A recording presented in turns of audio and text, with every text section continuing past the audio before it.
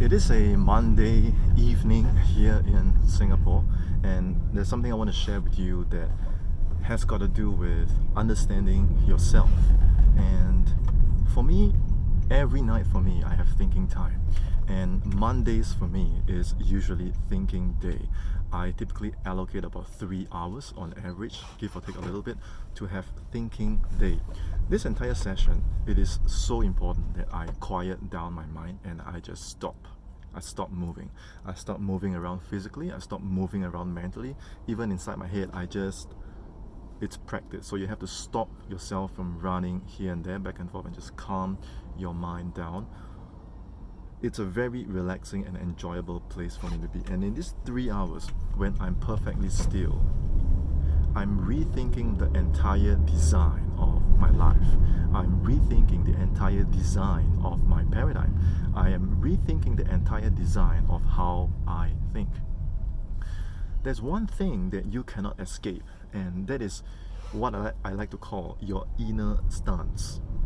You cannot escape your inner stance. No one can really see your inner stance except you, right? So if on the outside you have a physical stance, you're showing people that you're something, you're showing people that you are successful, you're showing people that you're X, Y, and Z. If your inner stance is not congruent with your outer stance, what's going to happen? You are not only going to feel very miserable on the inside, you're going to continue living a lie that might feel sort of good, but actually it feels like shit. It's just that you don't really know it. So if you understand what I'm saying, then you realize you don't just need thinking time for every single day. For me, it's every night before I go to bed. You actually need to cultivate this habit of having thinking day. For me, it's Mondays. I typically take out 3-4 hours and sit down and just rethink everything. You want to check what your inner stance really is. Sometimes certain things that you hold on dearly to, it could be an identity. It could be this need to show something. It could be something you're holding on to. A lot of times, the best things that I have done for myself during thinking day is simply to let go. It's simply to put down. And this process of putting down and letting go is so important when you're doing your thinking time, because you are freeing up space. You are freeing up space for the universe to give you more, give you different things, give you better things, right? It's giving you a whole new opportunity. To access these new gifts that the universe wants to give to you, you have to be willing and able to put down certain baggage, certain identities, certain ways of thinking. And the hardest thing to do is actually not to put down, is to be aware and to be conscious of where are all these processes that are inside you, because a lot of times they are hiding inside your subconscious. That is why it's so important when you are sitting down and having that alone time to just reflect and think. It's the best time to be perfectly honest with yourself. For example, for the longest time, I identified myself as a 100% martial arts instructor, martial arts practitioner. And the last 10 years, that was just my identity. I could not have imagined myself putting that down.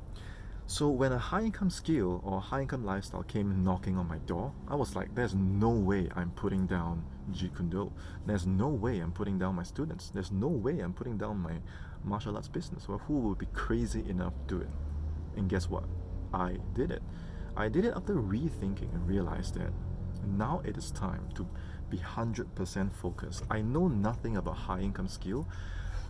I know nothing about being a closer, but now is the time to stop, because if I continue holding on to that identity, I will go on for another 10 years and I will be an old man, an old martial arts instructor with nothing, right? With just $50 an hour, and that is very, very uncomfortable for me to be in. So I would much rather move towards the pain of learning copywriting, of learning how to close, than to stay in the same place for another 10 years. So with that, I put down, and I can tell you the first 2 weeks when you are in that phase of adjusting, accommodating, it is very, very painful. because I got up one morning and my girlfriend at the time, she was gone. And my favorite sport, I was competing as a fencer, that was gone. My martial arts business, that was gone. So all I had was my laptop and me practicing how to do copywriting. All I had was my laptop and me practicing how to close. It was very, very painful, but change, real change, especially a change in mindset that leads to a change in lifestyle, is always very, very painful. The thing is, would you want to face that pain and confront that pain and live through that period of change? Or would you hold on and hold on and hold on and let another 3, 5, 10 years pass you by?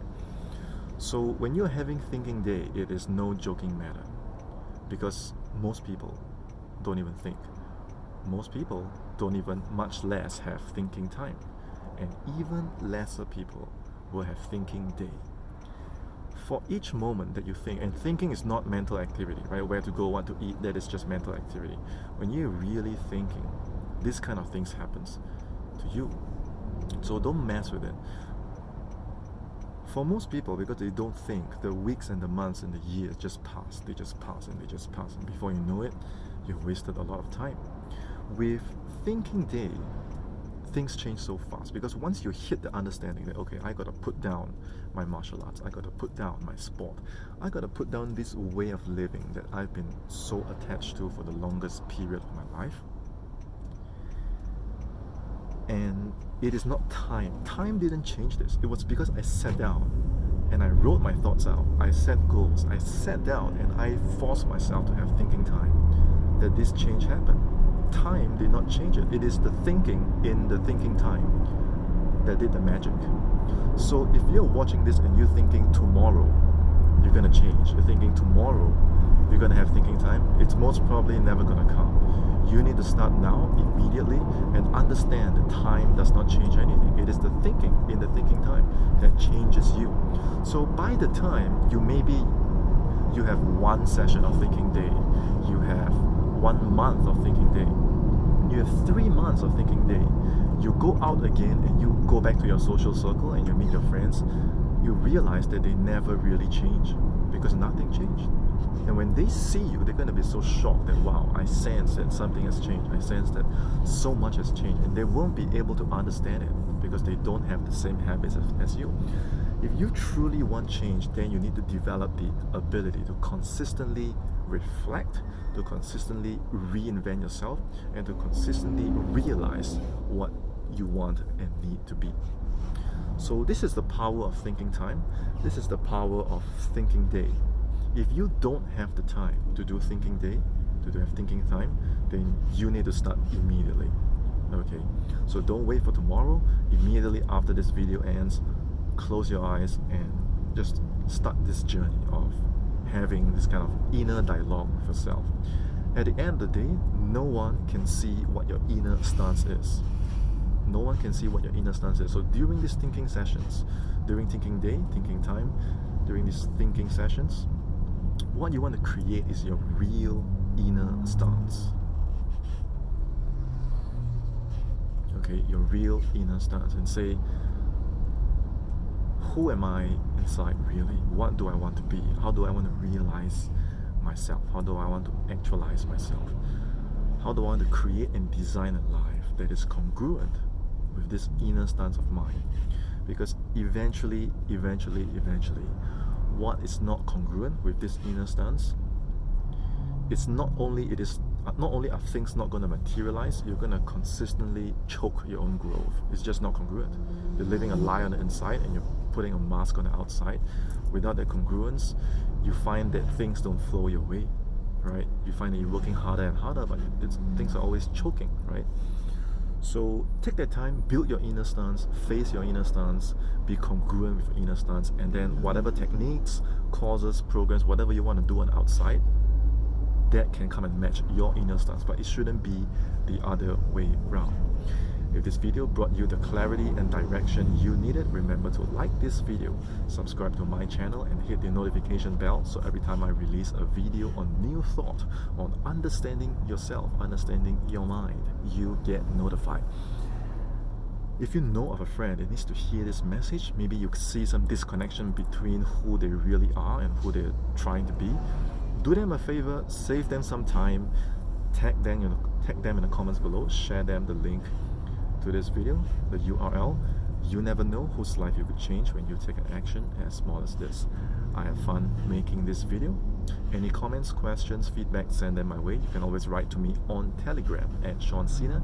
That's SeanSena, and I'll be glad to answer your questions, feature your questions on this channel, or just lend you a helping hand wherever I can. Until next time, this is Sean Sena. See you in my next video. Have a great day.